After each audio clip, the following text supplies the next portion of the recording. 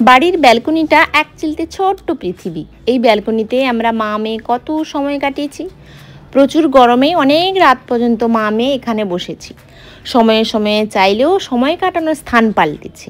মিমি যখন খুব ছোট্ট ছিল, প্রচুর গরমে আমরা কোথাও না বেরোতে পারলে এই ব্যালকনির ঘরটাতে ঘন্টার পর ঘন্টা সময় কাটিয়েছি। এখন আবার কখনো রাগ হলে এই ঘরে চলে আসি। তখন কিছুক্ষণ থাকতাম বলে ঘরটার নাম দিয়েছিলাম কিছুক্ষণ।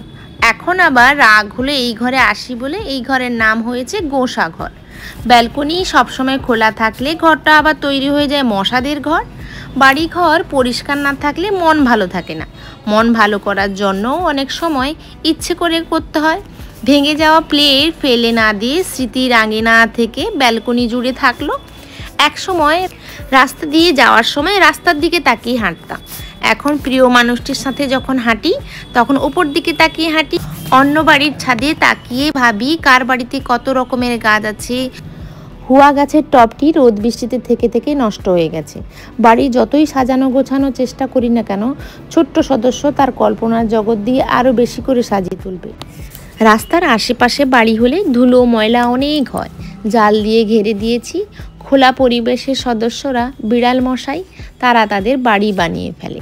গ্রামের পরিবেশে খোলা আকাশের নিচে, পুকুর পাড়ে, গাছের নিচে আচার কুল খাওয়ার মজাই আলাদা। দিন শেষে কাজের পরে এখানে দূরে তাকালে মন ভালো হয়ে যায়। অনেকখানি ক্লান্তির পর, মন খারাপের পর নিজের লাগানো গাছ যখন সুন্দরভাবে সবুজ হয়ে যায় তার দিকে তাকালেই মন ভালো হয়ে যায়। যখন স্কুল জীবন ছিল তখন প্রায় সন্ধেবেলা প্রায় কারেন্ট যেত। তখন টেবিল ল্যাম্পে পড়েছি। এই জেনারেশান এখন জানেই না টেবিল ল্যাম্প কি। যা কিছু দেখে ছবিতে। সুন্দর একটি ঘর পাওয়া যেমন ভাগ্যের ব্যাপার, তেমন ঘরটিকে সুন্দরভাবে সাজিয়ে তোলা সুন্দর রুচির পরিচয়।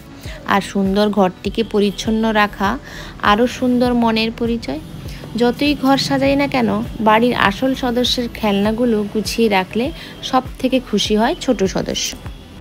আবার এক একজনের এক একটি নাম। বড়টার নাম বড় তোজো, ছোটটার নাম ছোট তোজো, একটা বড় টমি, একটা ছোট টমি। এখন আবার এদের মন ভরানোর কাজ নেই।